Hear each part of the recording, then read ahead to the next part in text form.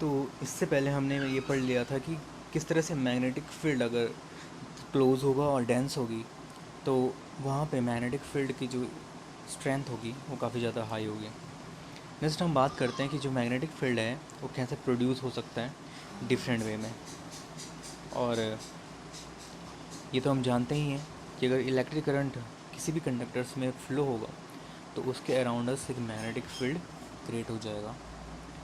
तो different patterns हैं जैसे कि स्ट्रेट कंडक्टर और straight wire carrying current, circular loop, solenoid. तो ये तीन इम्पोर्टेंट पैटर्न हैं जिनके थ्रू मैग्नेटिक फील्ड्स प्रोड्यूस होता है। सबसे पहले हम बात कर रहे हैं magnetic field due to a current through a straight conductor. तो अगर किसी भी कंडक्टर स्ट्रेट कंडक्टर है और उसमें आई करंट फ्लो हो रही है, it means electric current flow हो रही है, तो उसकी वजह से उसके अराउंड सर्कुलर पाथ में एक क्या हो जाता है, इस फॉर्म में मैग्नेटिक फील्ड प्रोड्यूस हो जाता है। जैसे कि यहाँ देख सकते हो जो ब्राउन कलर्स की एरो है वो है magnetic field, electric current,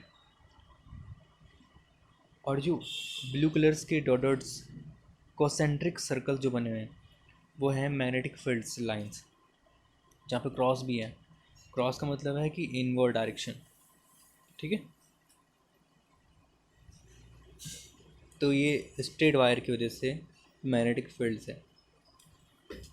next, तो जो ये मैग्नेटिक फील्ड होता है स्ट्रेट वायर में, ये दो चीज़ों पे डिपेंड करता है और हमेशा सर्कुलर कॉन्सेंट्रिक सर्कल्स बनाता है और सर्कुलर इन नेचर, ठीक है।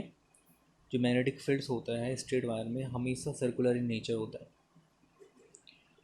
और दूसरी बात है ये कॉन्सेंट्रिक होता है। कॉन्सेंट्रिक का मीनिंग ये है कि जितने भी सर्कल्स बनेंगे मैग्नेटिक फील्ड लाइंस के, उनका सेंटर एक होगा, सब सर्कल का एक ही सेंटर होगा।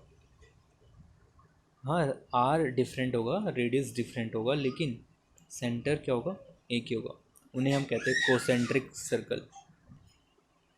और जो ये मैग्नीट्यूड है मैग्नेटिक फील्ड का वो डिपेंड करता है इलेक्ट्रिक करंट और distance of that point from the wire.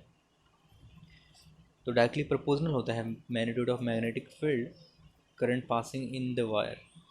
It means अगर इलेक्ट्रिक करंट को आप इंक्रीज़ करेंगे तो मैग्नेटिक फील्ड भी इंक्रीज़ होगा, बिकॉज डायरेक्टली प्रोपोर्शनल है। लेकिन इन्वर्सली प्रोपोर्शनल में क्या होगा, अगर रेडियस कम होगी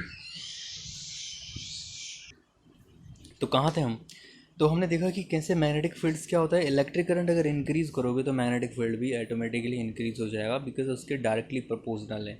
लेकिन अगर रेडियस कम होगी, डिस्टेंस कम होगी फ्रॉम द पॉइंट से, तो इंक्रीज़ करेगा मैग्नीट्यूड ऑफ मैग्नेटिक फील्ड।